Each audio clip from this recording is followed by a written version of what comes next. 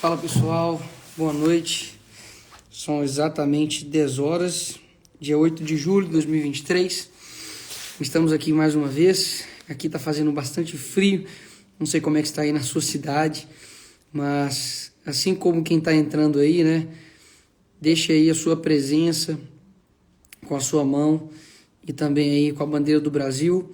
Estamos aqui no 8º dia e eu peço aí hoje de uma forma diferente para que você mande de onde você está vendo aí essa live, né? De qual cidade, de qual estado que você está acompanhando, né? Graças e paz aí a todo mundo.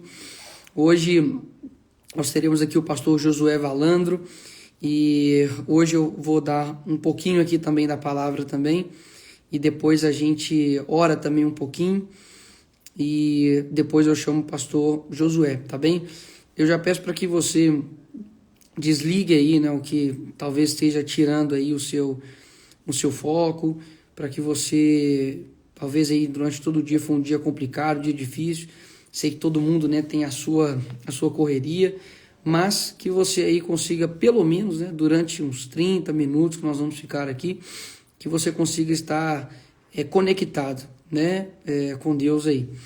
Eu abri aqui a minha Bíblia em 1 Pedro, capítulo 4, versículo 7.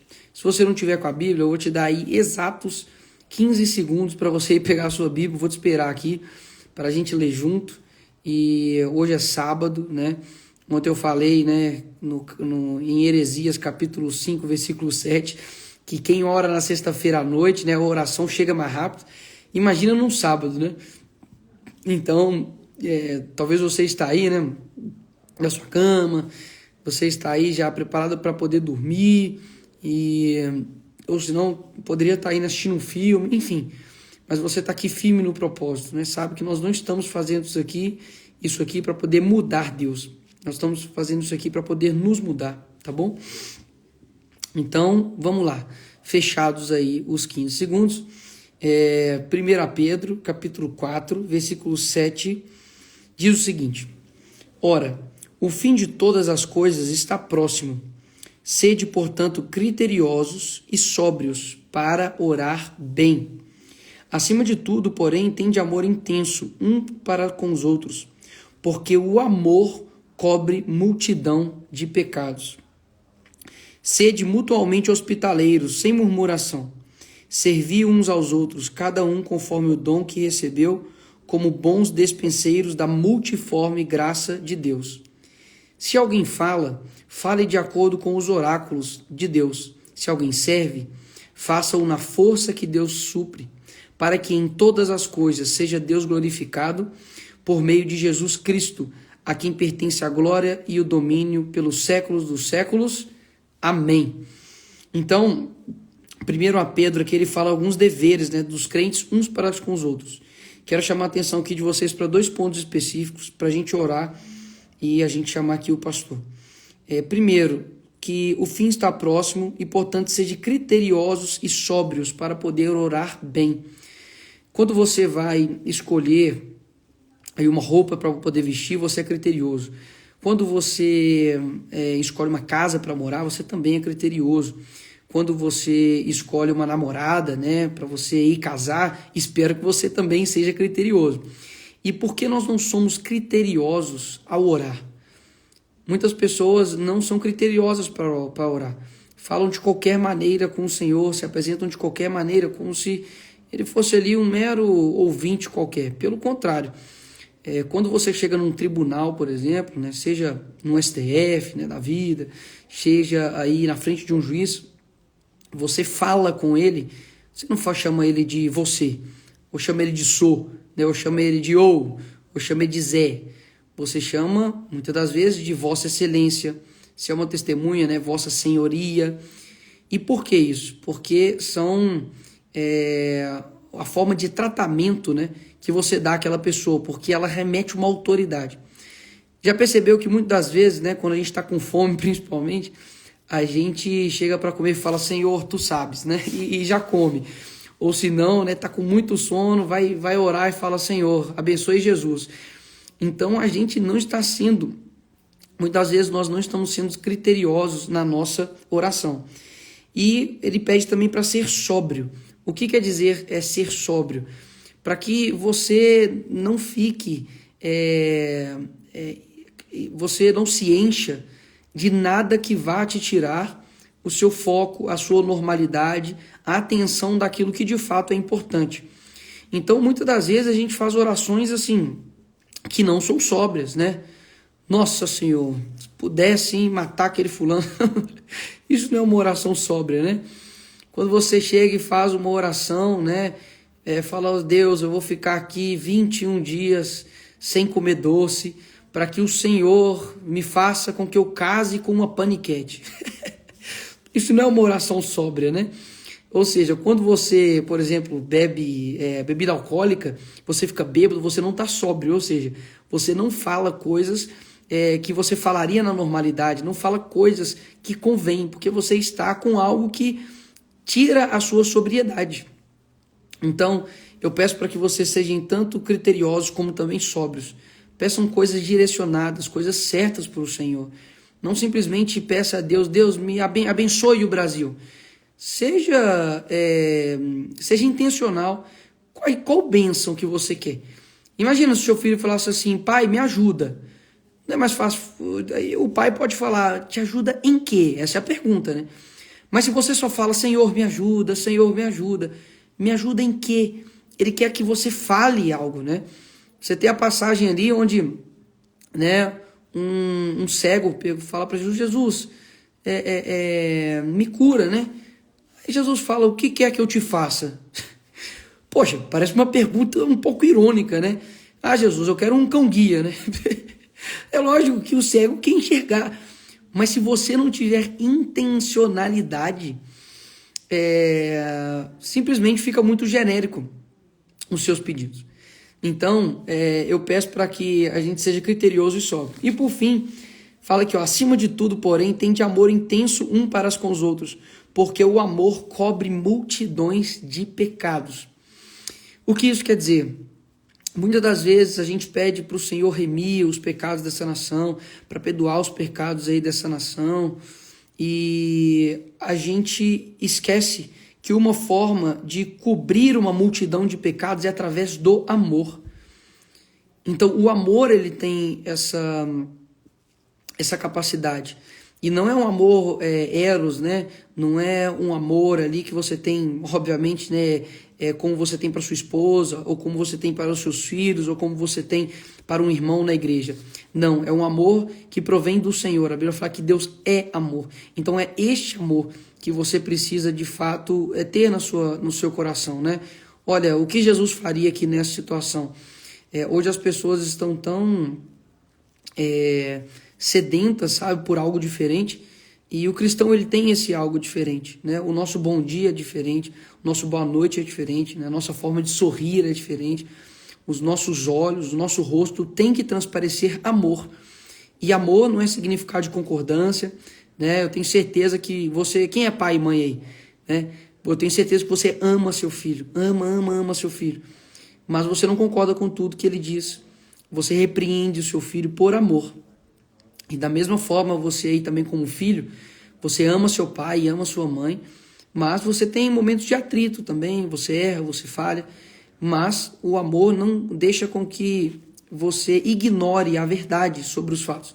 Então ame as pessoas, e muitas vezes esse amor vai ser dizer verdades, mas não precisa dizer verdades, sabe, há maneiras de dizer verdades. Por exemplo, quem aí tem avó aí e avô, ou já teve, obviamente, né, a avó e avô. Imagina se sua avó, né, que te ama, que trata você como um netinho perfeito, sua avó vai lá e te dá uma meia de presente de Natal, ou presente de aniversário. Você fala, poxa, uma meia. Aí sua avó vai e fala, gostou, meu filho? Aí você fala, não gostei não estava precisando de meia, nem queria, avó. Poxa, você pode acabar com a sua avó ali, ela te ama tanto, né? Mas é uma verdade. Mas existem maneiras de você dizer essa verdade. Então você pode falar, nossa avó, eu não esperava ganhar esse presente. É uma verdade, não é uma verdade? Você não esperava ganhar esse presente. E você pode dizer, obrigado, vó, pelo amor, pelo carinho que você teve de me dar esse presente. É verdade. mas você não deixou de dizer a verdade. Da mesma forma como alguém te perguntar a respeito se, olha, isso é pecado ou não, Nicolas. Você não precisa esconder a verdade dessa pessoa com medo de machucar essa pessoa. Você, muitas das vezes, o maior ato de amor que você possa ter com uma pessoa próxima é dizer uma verdade. Então, quando diz aqui, olha, amem com amor intenso uns aos outros, porque o amor cobre multidões de pecados, é saber que se você não dizer a verdade para aquela pessoa pode caminhar para o inferno. E a Bíblia fala que não existe prova de amor maior do que dar a sua vida ao seu amigo. Então, eu tenho certeza que seu pai te ama, sua mãe te ama.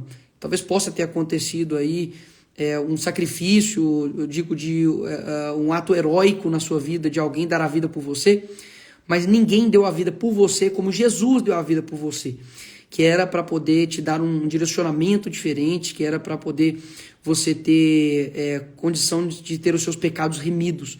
Somente Jesus tem a capacidade de redenção. Então, aproveite, sabe, esse amor que Deus te deu, de poxa, que amor maravilhoso, que muitas das vezes me rasga, muitas das vezes me machuca, me faz, sabe, ter lágrimas, me faz ter um sentimento, sabe, de arrependimento, me faz me sentir um lixo, sabe, me faz me sentir, sabe, uma pessoa que muitas vezes nem é digna do amor, para poder alcançar uma outra pessoa que também precisa deste amor. E eu sei que você foi aproximado do Senhor, conheceu o Senhor através da verdade. Foi através da verdade. Se você pecar, o salário do pecado é a morte. Isto é uma verdade. E você se ateve a essa verdade. E por isso que você está perto do Senhor. Então, a multidão de amor intenso encobre, o amor cobre multidões de pecados. Vamos amar a nossa nação, para que os pecados dessa nação sejam cobertos pelo amor, tá bem? Então era isso que eu queria falar um pouquinho aqui com vocês. E agora irei chamar o pastor Josué Valandro. Deixa eu chamá-lo aqui. Josué. Dá um amém aí, pessoal. Não precisa ficar... a gente conversar e orar, tá bom? O pastor já está entrando aí. Opa. Fala, pastorzão. Fala, meu amigo, você tá bom? Estou bem, graças a Deus, beleza? Rapaz, eu estou muito grato a Deus pela sua vida, tenho louvado a Deus pela sua prudência nas palavras, porque a gente falar as verdades com prudência é um grande desafio quando as nossas emoções e nossos valores são agredidos. Amém. E Deus tem te dado essa capacidade. E eu louvo muito a Deus por isso, porque tenho visto a minha voz, a minha vontade, o que eu gostaria de dizer, sendo dito através de um representante votado com expressão, votado com grandeza, como foi a sua votação. Então você me representa e eu estou muito honrado de poder estar aqui para orar, para falar com esse povo maravilhoso que ama a nação, que acredita num Deus Todo-Poderoso, para a gente estar aqui e acreditar que por mais que o mal se alastre, do Senhor vem a salvação. Amém, amém. Pastor Josué, obrigado aí por estar aqui conosco, sábado à noite, né? Poxa, poderia estar aí com a sua família, enfim, mas há um propósito, né, que nos une, quero te agradecer por isso. E para quem está chegando aí, né, que é seguidor aí do pastor, a gente está no nosso 8º dia de oração e jejum pelo Brasil. Começamos aí, né, dia 1º de julho. A gente tem reunido várias pessoas que têm um alinhamento real com o reino. Sei que são pessoas de oração, sei que são pessoas que amam o nosso país, pessoas que não desistiram do nosso país, né, da nossa casa passageira, mas que é uma casa que a gente precisa cuidar, porque se a gente nasceu aqui é porque tem algo para nós aqui, para que a gente faça algo aqui, né? Verdade. Quem poderia ter nascido na Suíça, né? Esse é talvez um pouquinho mais fácil, mas o brasileiro morre de tudo, menos de tédio, né? Então é gostoso ser brasileiro, né? E eu realmente não quero viver em outro país, né? Eu quero viver em outro Brasil. Então, eu chamei aqui o pastor, ele vai, né, dar uma palavra para a gente e nós vamos orar e depois quero fazer uma pergunta para o pastor para a gente finalizar a live aí. Mas pode ficar à vontade, pastorzão. Legal. Ô, Nicolas, às vezes o diabo ele utiliza de uma estratégia muito sábia contra nós, que é o desânimo. Porque uma pessoa desanimada, ela é uma pessoa sem vida, sem vida, sem energia. Ela não sabe do que é capaz. Ela não sabe o seu potencial. Então, às vezes, um pastor está desanimado. E o Senhor o convocou, o Senhor o chamou, mas aí aconteceu alguma coisa, ou outra no ministério, ele desanima. E o diabo fica feliz da vida, porque se aquele pastor acordar e perceber quem ele é em Cristo, perceber que ele pode virar o jogo, já era para Satanás. E esse momento que a gente vive na pátria, um momento complexo, um momento de muitas dificuldades, um momento em que falar as nossas verdades, falar as nossas convicções, falar o que a palavra de Deus diz, muitas vezes é interpretado como alguma coisa agressiva e como alguma coisa criminosa até mesmo. E ninguém mais do que você é vítima dessas acusações constantemente. Quando a gente vê isso tudo, a vontade que dá na gente é de desanimar. E aí eu fico lembrando de uma situação que aconteceu com o profeta Abacuque. O profeta Abacuque, ele vivia num momento muito difícil para o povo de Israel. A Assíria e a Babilônia estavam no entorno de Israel, ameaçando o tempo inteiro. A Assíria tinha conquistado o reino do norte, 10 tribos do norte, em 722 a.C., e já estava um pouco enfraquecida, ameaçava, mas nem tanto. Mas a Babilônia, que é o atual Iraque, estava efervescente, muito forte, e ameaçando o povo de Israel. Agora, olha o que detalhe. O povo de Israel estava ameaçado por coisas externas. Mas quando a gente lê a história de Israel naquele momento, Nicolas, a gente vê que o povo estava ameaçado por questões internas. As ameaças externas era porque internamente eles estavam fragilizados. E sabe quem se corrompeu, Nicolas?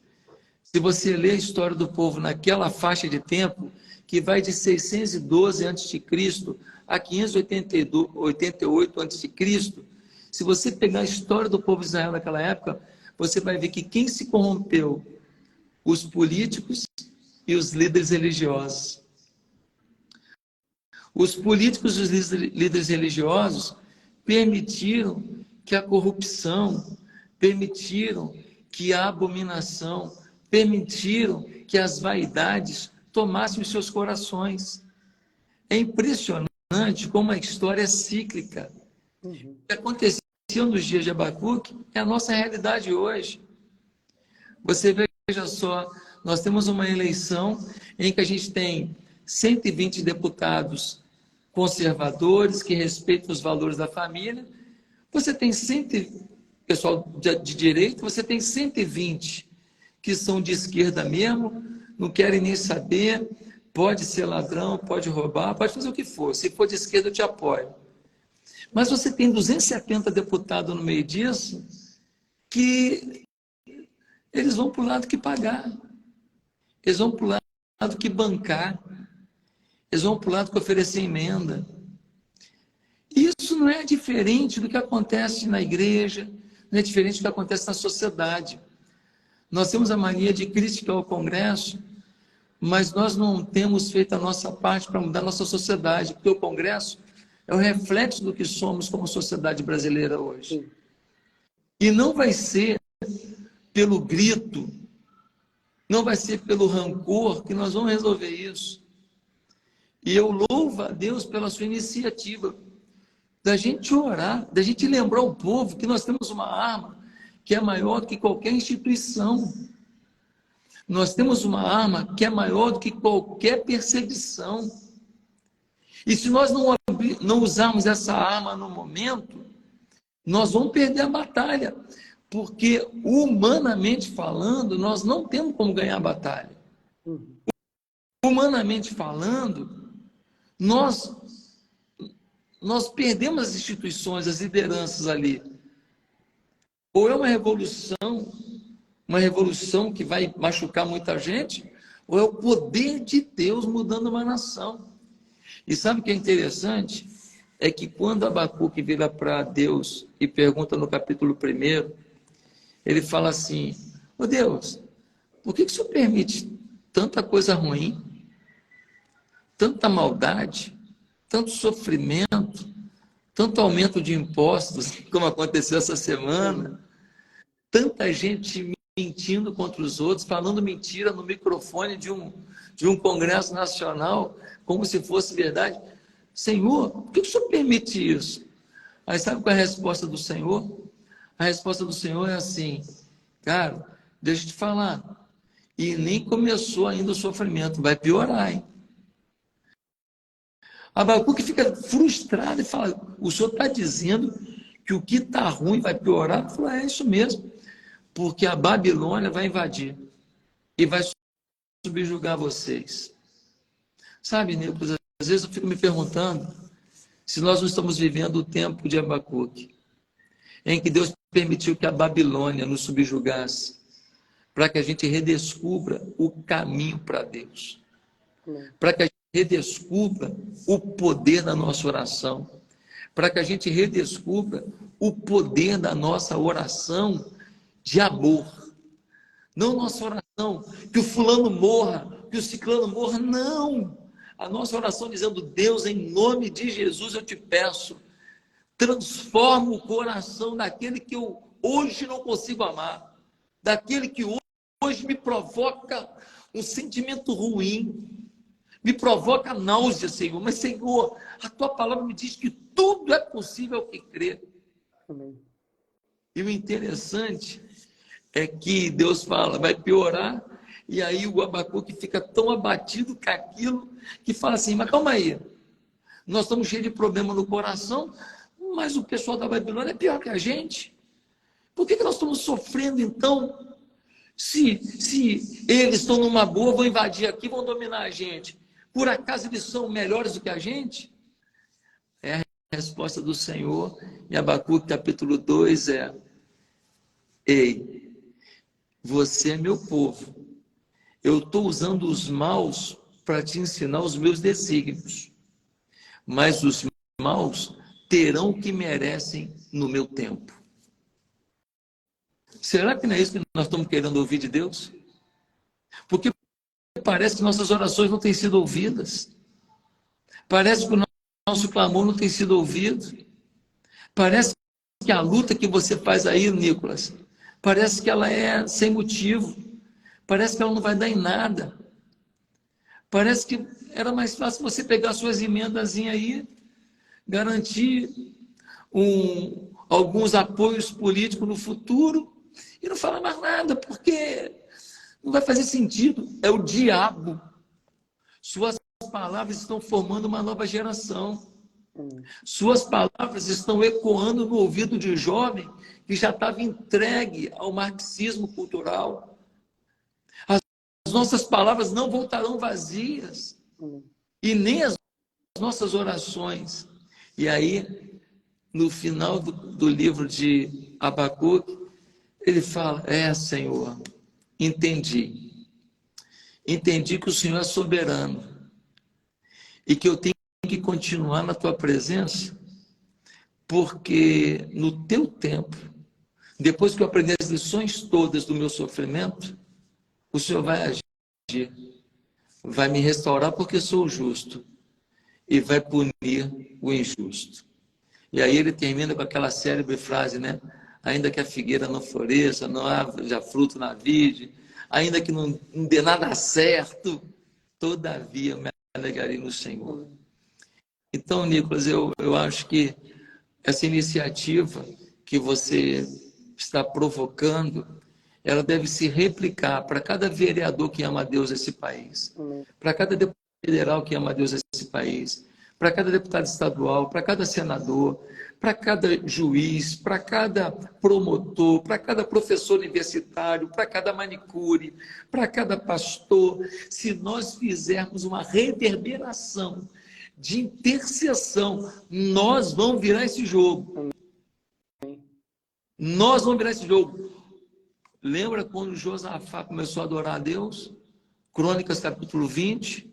Tinha 3 exércitos vindo contra ele. Ele começou a adorar a Deus, a orar. A morte está decretada, são 3 contra 1. 3 exércitos fortes contra um cara fragilizado. Vai ser aniquilado, vai ser arrebentado. Ele começa a adorar, ele começa a orar, ele começa a olhar para Deus. Deus, até agora eu tentei fazer do meu jeito, deu tudo errado, Senhor me perdoe. O Senhor age na minha vida, Senhor, por favor, Senhor. Os 3 exércitos começaram a brigar entre eles mesmos e se destruíram. Eu creio que os poderosos podem se destruir se não quiserem se arrepender. Então, essa é a minha palavra para a nação hoje, de esperança, de gratidão. Eu tá tendo um jantar de casais da igreja aqui do lado, eu estou num hotel aqui no Rio de Janeiro, mas saí de lá e tem um povo até orando por nós aqui, para estar aqui nesse momento aqui, porque eu sei que isso aqui resolve. Isso aqui, a oração resolve. Amém. Glória a Deus, pastor. Eu, inclusive, quero... Estou aberto aqui para 1 Pedro, né? E eu quero falar algo aqui, e obviamente sei que todos irão compreender, mas é algo que Deus trouxe no meu coração, eu não podia deixar de falar. Eu acho que o Senhor pavimentou esse caminho para que eu falasse tudo isso. Sabe aquelas orações? O C.S. Lewis fala, tem uma frase interessante que ele fala assim: olha, aonde eu estaria se Deus tivesse dito sim para todas as orações, né? Ou, contrário, né? Onde estaria eu, né, se Deus não tivesse dito não para as minhas orações tolas? E muitas das vezes a gente ora pedindo uma exigência de Deus, né? Senhor, vou ficar aqui orando, vou buscar a santidade para que o Senhor me dê uma namorada. Afinal de contas, eu sou tão santo que o Senhor precisa me dar uma namorada. Senhor, eu estou orando, jejuando, para que o Senhor me dê uma casa. Como que o Senhor vai negar isso para mim? Afinal de contas, eu estou fazendo tudo o que o Senhor manda. O Senhor precisa me dar uma casa. E acaba que a gente exige as coisas para Deus. Nós somos soberbos na nossa própria santidade. Inclusive, Spurgeon diz que há pecado até na nossa busca de santidade. Que você se infla e se fala, poxa, estou buscando santidade e por isso não tem como Deus negar os meus pedidos, né? Eu sou tão santo que ele não vai conseguir se recusar. Eu vi não 1, nem 2, nem 3, nem 4, nem 5 pessoas comentarem isso comigo. Dizer, nossa, amigos, eu não estou dizendo que isso é o geral, tá? Porque eu sei que muitas pessoas oraram com coração puro. Mas quantas pessoas oraram não para que a vontade do Senhor fosse feita, mas que a sua vontade fosse feita, por exemplo, nas eleições aqui para o nosso país. Verdade. Senhor, estou fazendo de tudo, nós estamos orando, nós estamos jejuando, o Senhor tem que fazer isso. Que a tua igreja agora levantou. Opa, peraí. Sabe o que a Bíblia diz aqui em 1 Pedro 5:5? Diz assim, olha, rogo igualmente a jovens, sede submissos aos que são mais velhos. Outros assim não tratam uns com os outros, cingivos todos de humildade, porque Deus resiste aos soberbos, contudo aos humildes concede a sua graça. Humilhai-vos, portanto, sob a poderosa mão de Deus, para que ele, em tempo oportuno, vos exalte, lançando sobre ele toda a vossa ansiedade, porque ele tem cuidado de vós. Quantos cristãos estão ansiosos pelo amanhã, sendo que a gente sabe o final da história, a gente sabe o que está acontecendo. E a gente caiu, ao invés de lançar sobre ele a vossa ansiedade, a gente lançou a gente na nossa ansiedade. E sendo que o que você disse aí com relação a Deus usar o mal para que a gente aproximasse dele, não é algo que o Senhor fez uma vez, 2 vezes, não. Deus sempre fez isso. Porque ele usa até o ímpio para poder fazer com que as coisas deem certo, porque ele não usaria algo que dói, um sofrimento, para poder nos aproximar, para poder aproximar uma nação a ele. Quando eu me recordo que quando a Dilma ganhou na segunda eleição dela, eu fiquei assim, Senhor, não é possível. Não é possível que isso daí vai ganhar de novo. Não tem condições disso acontecer. Não tem condições. Por onde eu olhava, era o outro candidato. Por onde eu olhava, sabe, eu via que não estava batendo muito. Só que se não fosse aquilo, não teria impeachment. Se não fosse aquilo, não teria manifestações. Se não fosse aquilo, não surgiria, no meio disso tudo, um fator chamado Bolsonaro. Então, o que eu estou querendo dizer? Eu estou querendo dizer que há propósitos que estão além da nossa compreensão. Não é jogo de xadrez, de que estratégias que humanos fazem, não. Deus ele não joga dados e nem ele fica brincando de xadrez com a humanidade. Ele tá muito no controle de tudo. E o que eu mais vi foi pessoas cristãs com total falta de esperança, total num lamaçal de ansiedade, sendo que nós não somos movidos por eleições, nós somos movidos por gerações, nós somos movidos pela palavra, a gente é movido pelo evangelho, a gente não é movido por políticos, nós não somos movidos pelas circunstâncias eleitorais, não somos movidos por circunstâncias econômicas, não somos movidos por circunstâncias morais, nós somos movidos pelo evangelho. Amém. Então, se é preciso ter um momento de tristeza, de prova, de dificuldade, é porque o Senhor está pedindo para que a gente aprenda nesse momento. Então, eu tive que soltar aqui isso aqui, porque estava no meu coração há bastante tempo, e por mais que eu ame o nosso ex-presidente, por mais que, sabe, eu amo aqui essa nação com todas as minhas forças, e eu sei também que o Senhor ama também, eu jamais depositaria toda a minha fé e a minha esperança em humanos. Nem mesmo em nós mesmos nós fazemos isso, na nossa família, nosso pai, nossa mãe. Muito menos a gente pode depositar isso em duas pessoas. A nossa força precisa estar completa no Senhor. E é isso que vai fazer com que a gente seja uma grande nação. Então, assim, o Senhor pavimentou um caminho aqui que eu já estava tentando falar bastante tempo no meu coração e não podia deixar de falar isso aqui. Mas amém. Né? Vamos orar, mas receba isso aí, que eu falo isso com muito, sabe, com muita humildade no meu coração. Não falo isso como profecia, não falo isso como uma palavra, como eu posso dizer, uma palavra para poder dizer que você talvez fez isso é um imerecedor da graça. Pelo contrário, se você se sentiu nessa posição, saiba que o Senhor está te dando a grande oportunidade de você reconhecer que você estava errado e que você precisa colocar toda a ansiedade nele, porque ele tem cuidado de vós. Deus tem cuidado do Brasil, Deus tem cuidado de mim, Deus tem cuidado das nossas famílias, Deus tem cuidado de nós. Seria muito ingrato da nossa parte dizer que um homem que veio aqui e morreu, sabe, carregou todo o peso do pecado nas costas dele, dizer que este mesmo homem nos abandonou, deixou de cuidar de nós. O Senhor nunca deixou de cuidar de nós. Verdade. Nunca deixou de cuidar de nós, ele nunca deixou de cuidar de nós. Eu fico muito mexido com isso, porque eu sei que o Senhor não deixou de cuidar de nós, e o que mais o diabo quer trazer para a gente é de que ele abandonou vocês. Cristo não nos abandonou. Ele não nos abandonou numa cruz, ele ressuscitou, e ele está aqui até hoje, cuidando da gente, da melhor maneira possível, como um pai faz. Amém? Vezes que a igreja foi perseguida, Nicolas, o diabo perdeu. Amém. Todas as vezes que a igreja teve muita facilidade, que o Estado dava presente para a igreja, que o Estado servia a igreja caiu na sua dependência de Deus. Isso é histórico, é só cultura. Quando os papas começaram a receber as benesses do Estado, o que aconteceu com a Igreja Católica? Ela virou um puxadinho do governo, ela virou um lugar de oportunidades financeiras, oportunidades de poder. Toda vez que isso aconteceu, deu ruim. Mas toda vez que a igreja foi perseguida, saiu um azeite puro. Uma coisa boa. E olha como é importante a gente falar da oração.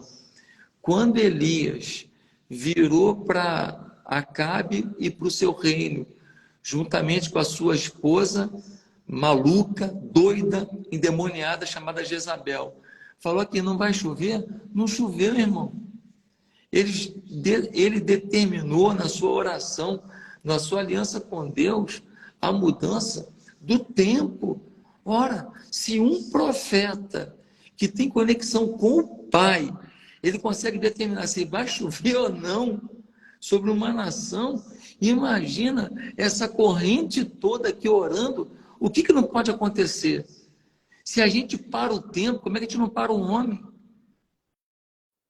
Como é que a gente não para uma instituição? Como é que a gente não para uma quadrilha? Como é que a gente não para uma engenharia do mal? Então, a igreja, ela está sofrendo algumas coisas, a nossa liberdade está sendo cerceada, mas eu creio que o Senhor vai pegar dessa situação toda e vai fazer como que um caldo de cana, né?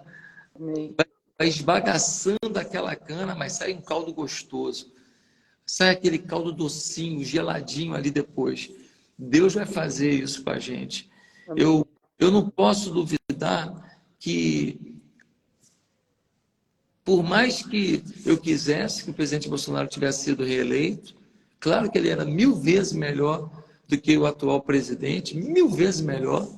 Não dá nem para comparar, não dá nem para comparar. Eu estive com ele muitas vezes, eu frequentei a casa dele, eu viajei com ele. Ou se contava piada, se ria, ou se falava de Brasil.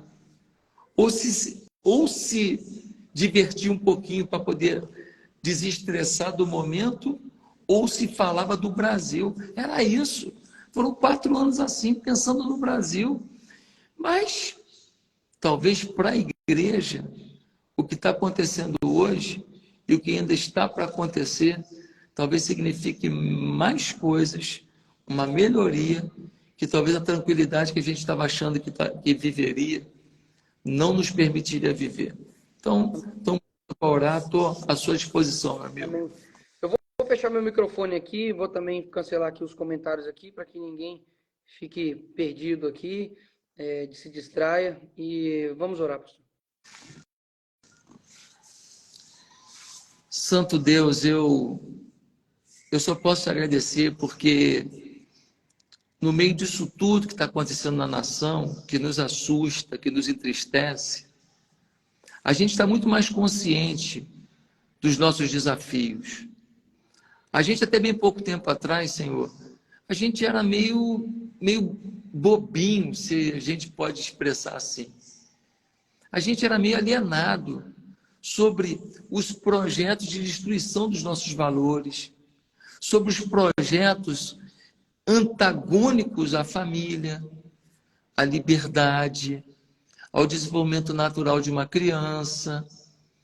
A gente não estava percebendo, a gente até sabia um pouquinho, mas a gente não percebia que existia não um processo natural, mas que existia toda uma engenharia do mal, uma engenharia cooptada por dinheiro, por investimento, por alianças, que visavam destruir os valores da nossa sociedade brasileira.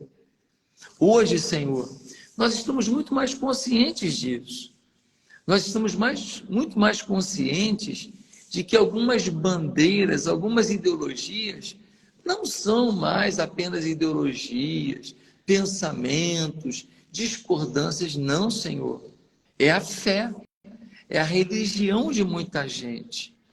Porque esses valores e princípios que estão defendendo, na verdade, não é porque querem resolver um problema pessoal, é porque querem transformar a família em problema, querem transformar a igreja em problema, querem transformar o jovem que não se droga, que não se embebeda, que não faz sexo fora do casamento em problema, ou seja, é uma oposição aos princípios de pureza, os princípios de santidade, os princípios de lisura, os princípios de companheirismo, de integridade, de respeito ao próximo, de ajuda ao próximo, que a tua palavra nos ensina.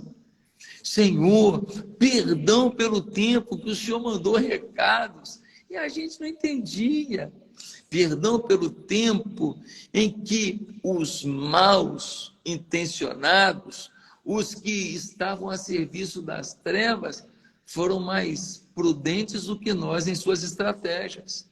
Cooptaram nossos jovens, cooptaram os sindicatos, cooptaram instituições sociais, cooptaram até os princípios humanos mais básicos, que são a raça das pessoas, a origem das pessoas, e a gente não percebeu, Senhor.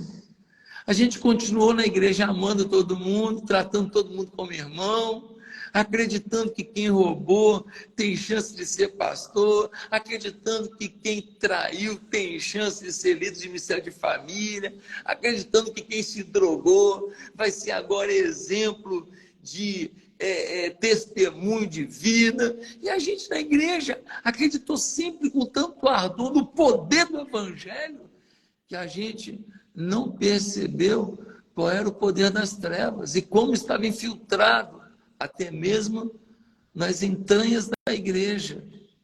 Mas, Senhor, que bom que com esse sofrimento que a gente tem passado, a gente está alerta agora. A gente agora já sabe qual é a realidade. Ninguém está fingindo mais. Eles falam claramente, muitos, que odeiam a igreja, que nos odeiam, mas nós não odiamos eles. Porque nós acreditamos que um Paulo, que era perseguidor da igreja, e se tornou o defensor maior da igreja, doando a sua vida, sofrendo, sendo espancado, açoitado, perseguido, apedrejado, passando por naufrágio, prisões, por causa da igreja, nós acreditamos que o que foi na vida de Paulo pode acontecer na vida de um deputado, de um senador, de um ministro, de um líder do judiciário, que hoje agride a fé cristã, agride a família, agride os valores da vida, querendo provocar aborto, agride a pureza da criança, querendo promover ideologia de gênero. Senhor, não são nossos inimigos, porque nós sabemos o que diz Efésios capítulo 6. Nós sabemos que não é contra a carne e o sangue. Sabemos que é contra os principados e potestades e Satanás. A gente já sabe, Senhor. Mas quantas vezes eu, Pai, quantas vezes eu oro com ódio de ver o que estão fazendo com a minha nação. Quantas vezes eu entro na guerra da carne, porque eu não consigo perceber espiritualmente as situações e ver que muitos têm sido usados pelas trevas, sim, porque nós também não tivemos a inteligência de lhes apresentar com prudência, com amor, com gentileza, o caminho da fé, o caminho da bênção, o caminho de Jesus.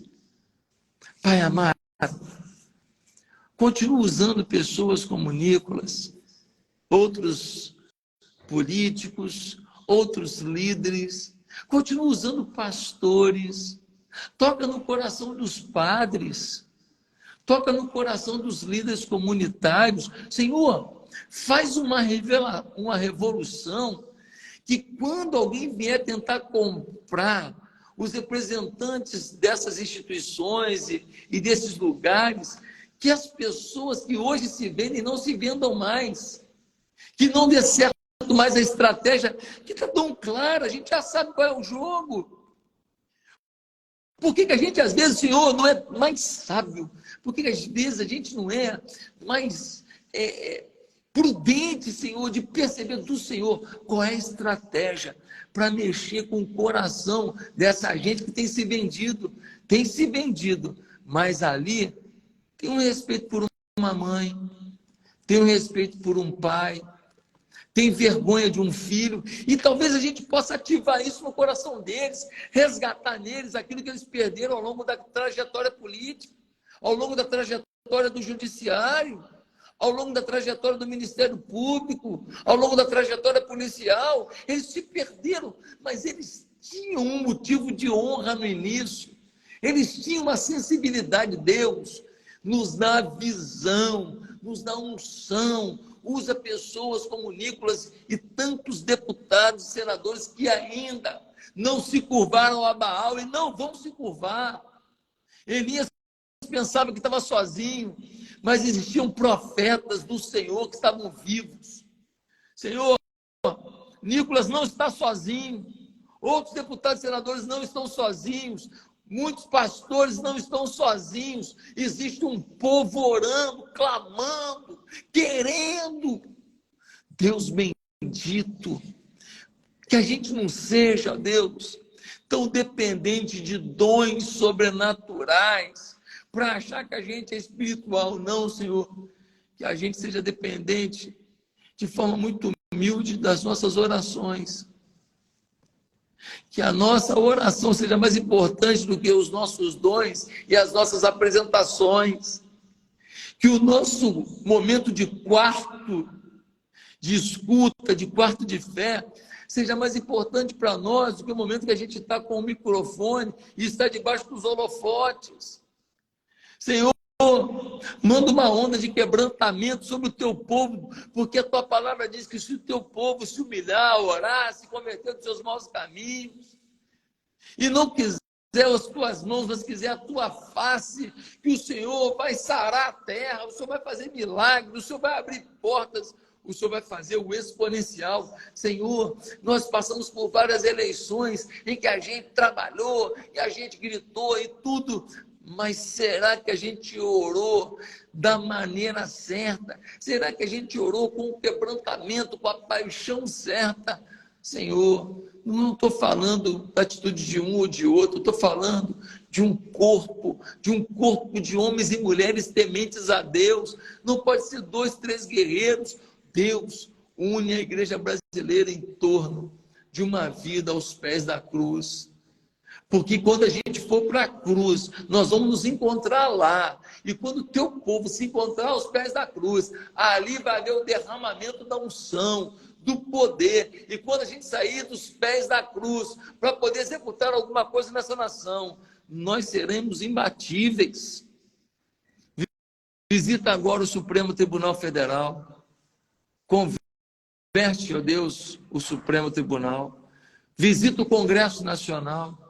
Converte o Congresso Nacional, visita o Ministério Público, converte, visita o TSE, converte, visita, ó Deus, os governos municipais e estaduais, as assembleias legislativas, as casas de vereança. Deus, manda um avivamento, que os representantes de Deus que ali estão não se deixem dominar pela guerra da carne, mas sejam dominados pela visão espiritual, e que suas palavras, talvez contundentes, que requer o cargo, requer o momento, mas que sejam palavras que brotam do coração do Pai. Senhor, meu Deus, garante uma infância para cada criança do Brasil. Quando quiseram matar as crianças no Egito, o Senhor não deixou. Quando quiseram matar as crianças por ordem de Herodes, o Senhor interviu. Senhor, protege as nossas crianças. Garante a vida primeiro, porque querem abortar todo mundo. Querem abortar todo mundo quase. Todo mundo que, não estou afim, querem matar. Não, Senhor, garante a vida. Mas garante a Deus a infância. E garante a Deus o crescimento, o desenvolvimento natural de cada uma dessas crianças, ó Deus, para que possam ter o seu arbítrio e não serem, ó Deus, produto de manobra, que possam escolher o caminho que querem seguir, e que a igreja brasileira saiba oferecer-lhes um caminho de fé, um caminho de esperança e um caminho de sucesso. Vem sobre nós, vem sobre a igreja, que nos cultos de amanhã, nas igrejas espalhadas por cada canto do Brasil, que haja um derramamento de poder, que os pastores sejam tomados pelo fogo do Espírito espírito, que as equipes de louvor sejam, ó Deus, como que cantores do céu, anjos, Deus promove o avivamento. Nós estamos orando aqui na véspera do grande encontro das igrejas por cada canto do Brasil. Igreja pequenininha, igreja que ainda não tem piso, igreja grande, igreja que tem mais condição, igreja que não tem nem púlpito, que é um latão, outra igreja é uma prancha, a outra igreja é um púlpito bonito, cada uma de um jeito, mas é teu povo. É teu povo. Une o teu povo para que João, capítulo 17, seja uma verdade, quando o Senhor Jesus disse, ó, se vocês forem unidos, todos crerão que eu ressuscitei. Deus, continua conosco, ouve o nosso clamor, abençoa o teu servo, o teu servo apaixonado, que ele continue sendo esse homem apaixonado. Abençoa a sua esposa, ele é recém-casado, Senhor. E não é fácil para ela ver tantos embates na vida do seu amado esposo. Mas o Senhor fará dela uma mulher forte, vibrante, que não se abaterá com os embates do dia a dia da política. E que na casa dele, da porta para dentro, reine a alegria e a paixão e o romantismo e a fé. Que o teu Espírito abençoe, Nicolas, toda a sua equipe. Que o teu Espírito abençoe todos que têm defendido as causas da tua palavra no Congresso Nacional. É no nome de Cristo que nós oramos. Amém, Senhor. Amém. Glória a Deus.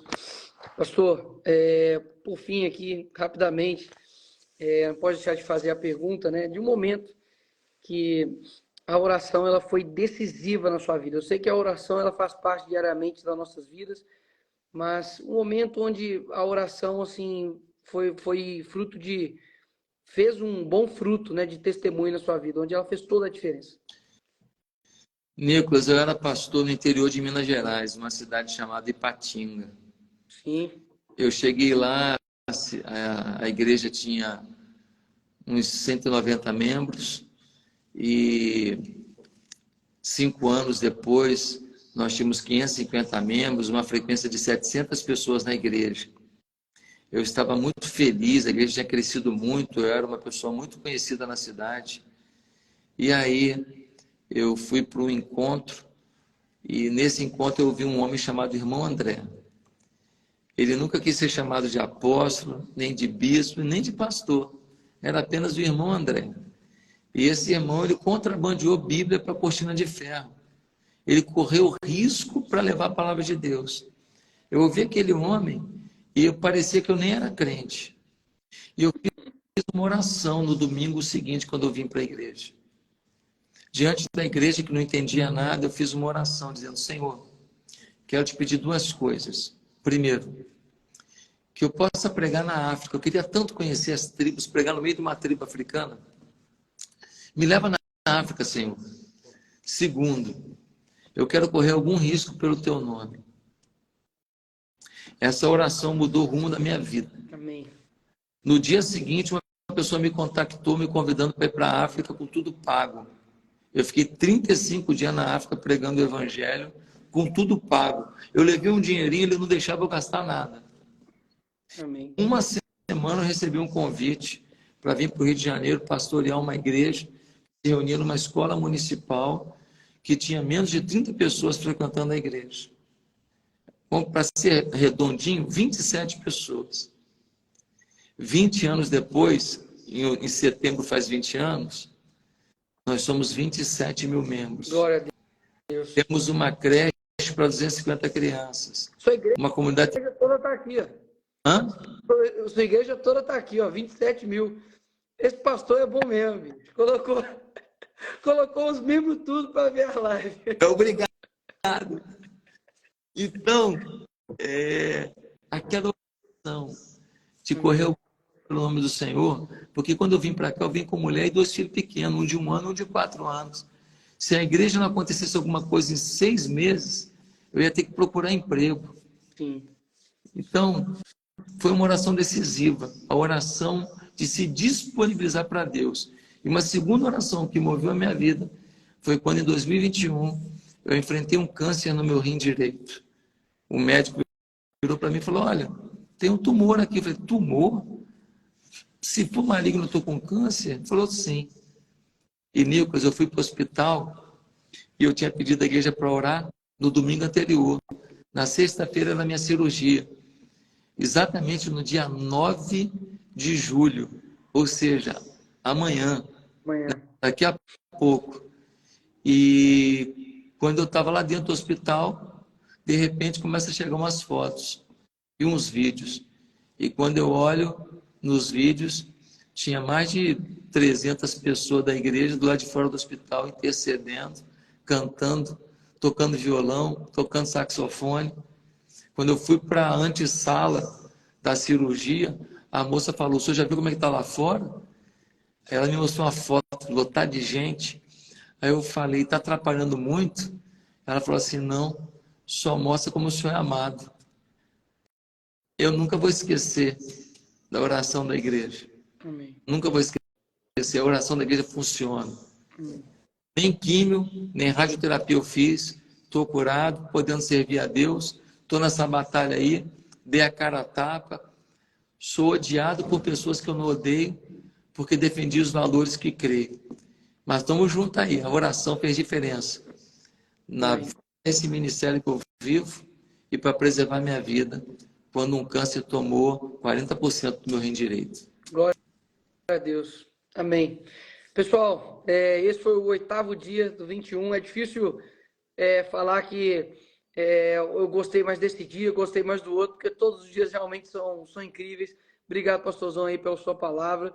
Amanhã nós estamos aqui, né, domingo, 10 da noite.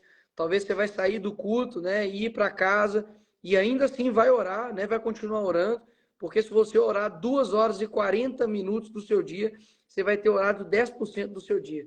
Então, a gente se encontra aqui amanhã, 10 horas da noite. Eu, assim que finalizar aqui, né, essa live vai estar disponível lá no meu canal. Coloco lá como uma forma de você chamar outras pessoas.